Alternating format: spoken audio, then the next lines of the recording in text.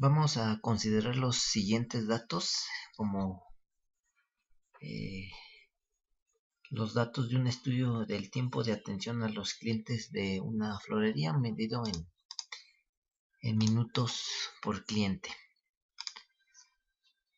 Entonces vamos a comparar aquí o a determinar si estos 50 datos se ajustan a una distribución normal de media 9.604 y desviación estándar 2.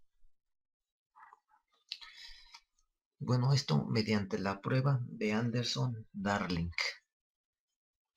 Bueno, el procedimiento que sigue la prueba de Anderson-Darling es la siguiente. También hay que calcular n datos, calcular la media y la varianza de esos datos.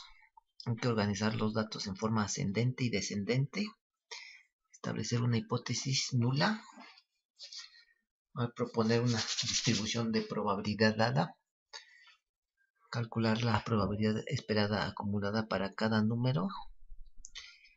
Y la probabilidad esperada acumulada para cada número. Esto en orden ascendente y descendente. Vamos a calcular el estadístico de prueba Anderson-Darling. Si es necesario, tendremos que ajustar el estadístico de prueba de acuerdo con la distribución de probabilidad propuesta. Tendremos que definir un nivel de significancia alfa y determinar su valor crítico, alfa de alfa n, y comparar el estadístico de prueba con el valor crítico siguiendo la regla de que si el estadístico de prueba es menor que el valor crítico, no se puede rechazar la hipótesis nula. Tenemos estos datos. El primer paso que había que realizar era ordenarlos de forma ascendente y descendente después. Entonces definimos una columna ahí de 1, 2 y hasta 50. Entonces tenemos 50 datos, lo jalamos para 50. Sería ahí. Y tenemos que ordenar los datos en forma ascendente y descendente. Voy a pegar aquí para ordenarlos de esa forma.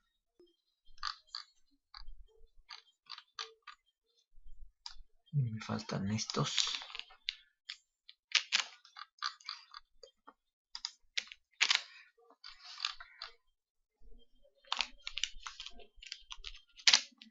La media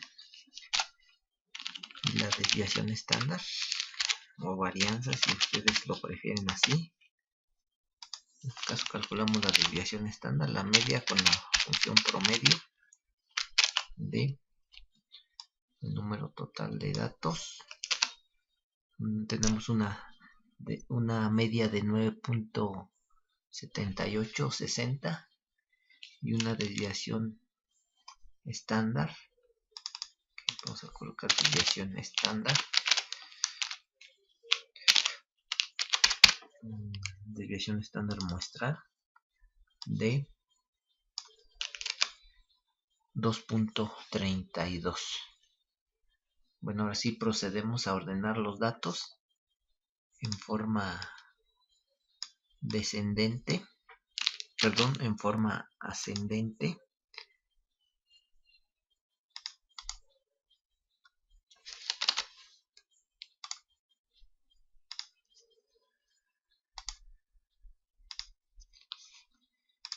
Y esa columna le vamos a llamar C1. Ponerla aquí. ¿Cómo los ordenamos? Seleccionamos todos los datos. Deben estar necesariamente así en una columna. Vamos al menú de inicio. Y aquí tenemos un botón de ordenar y filtrar.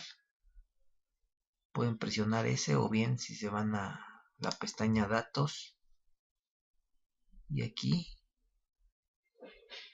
seleccionan este botón de ordenar de menor a mayor. O sea, la siguiente columna la vamos a definir como C2. Y en esta tendremos los datos ordenados en forma inversa, es decir, de mayor a menor. para lo cual vamos a copiar esta misma columna.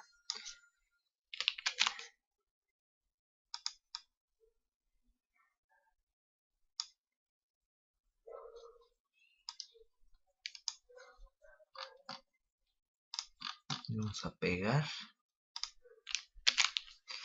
Como ya está seleccionada, vamos directamente a ordenarlos.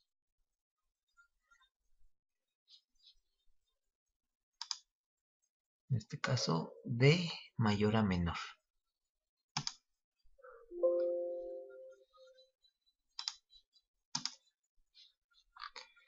Y tenemos ya ordenados los datos en forma inversa de mayor a menor. La siguiente columna la denominaremos C3. Y en esta vamos a calcular la siguiente fórmula: 2i, que recordemos será esta, menos 1.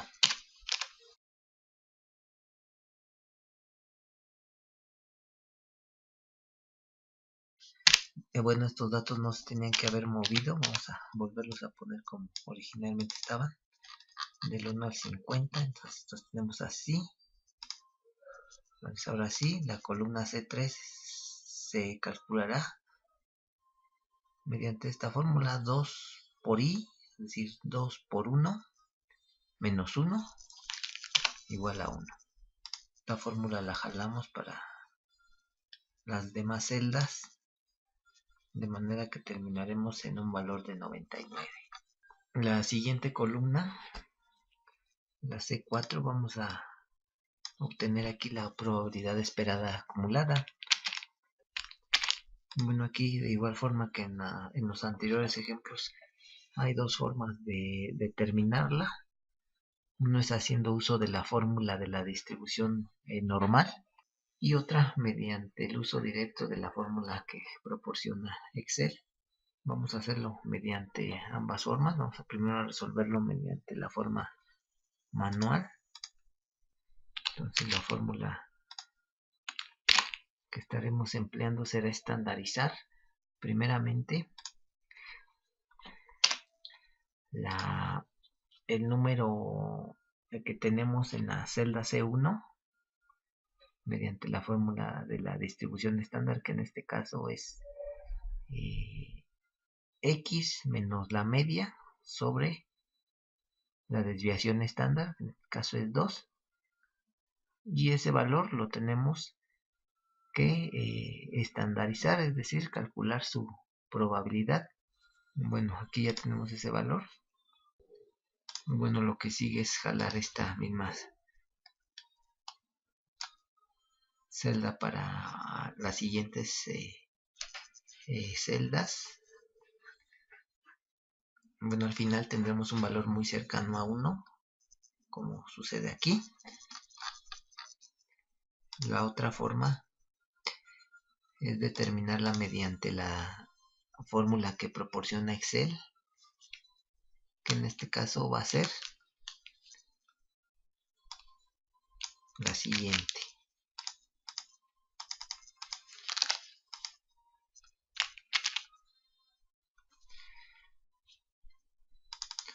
Vamos a hacer esta fórmula de distr.nor.n como argumentos. Vamos a tener el valor de, en este caso, el y. La media es 9.604, una desviación estándar de 2, que es la que se propone en la hipótesis nula, y como acumulado vamos a colocar verdadero. Y mediante esta fórmula, como observamos, tenemos exactamente los mismos valores. Bueno, lo que sigue ahora calcular es una columna que llamaremos D5, que llamaremos E5, perdón.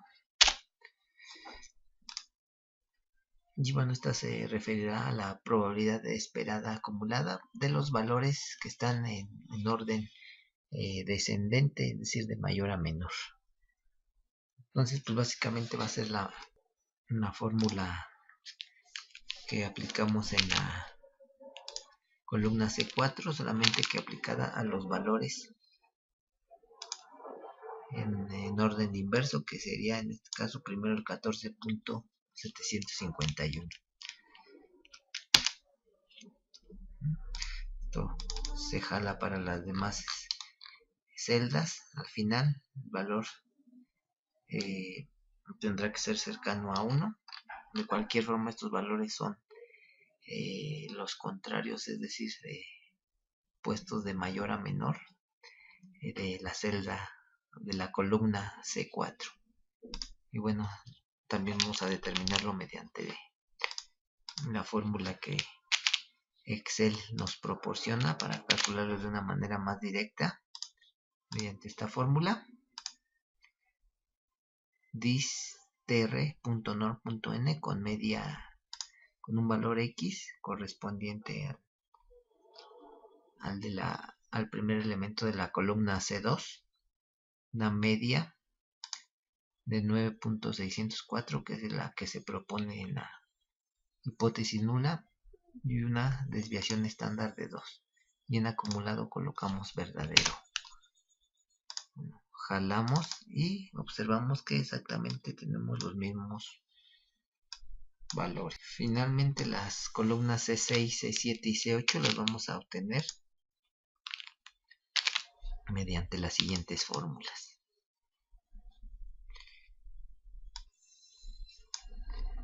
No va.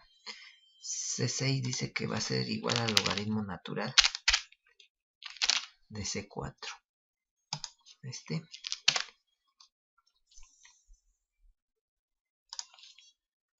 La columna C7 va a ser igual al logaritmo natural de la columna C5.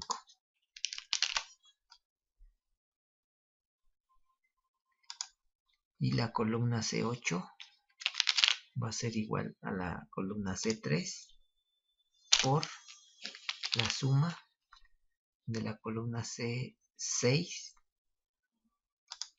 más C7.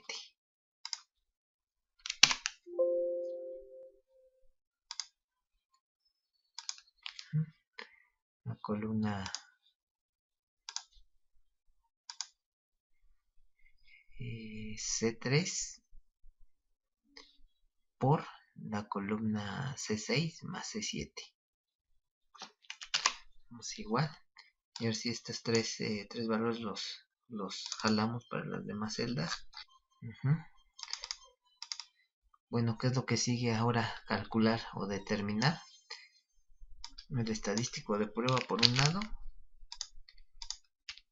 y el valor crítico. El estadístico de prueba de Anderson, ¿cómo lo obtenemos?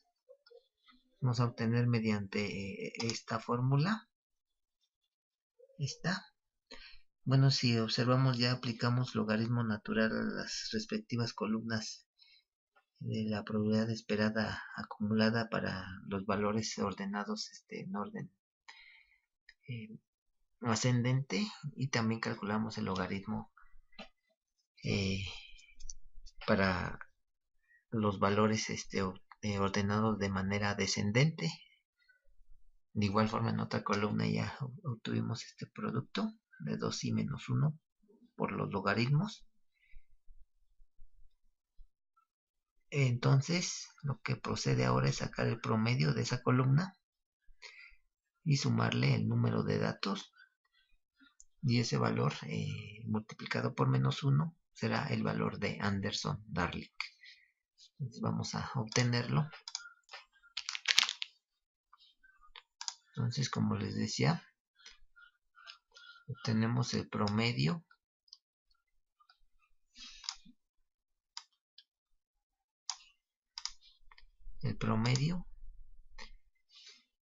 de la columna, en este caso la C8. Le vamos a sumar 50 y eso lo multiplicamos por menos 1 para obtener el valor de Anderson, que en este caso es 49.73. El valor crítico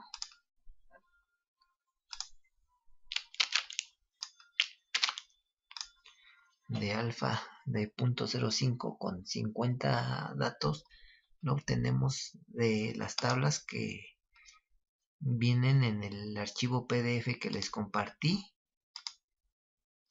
Vienen en la hoja número 14, son estas tablas de acuerdo al valor crítico, y como n es mayor a 5 corresponde un valor alfa de 2.492.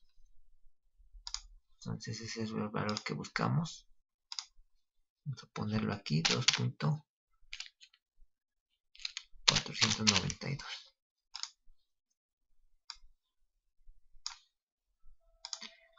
Y bueno, ahora, ¿qué regla seguiríamos? Pues la misma que las anteriores ocasiones. Esta regla nos dice que si el estadístico de prueba es menor al valor crítico, ¿qué sucede?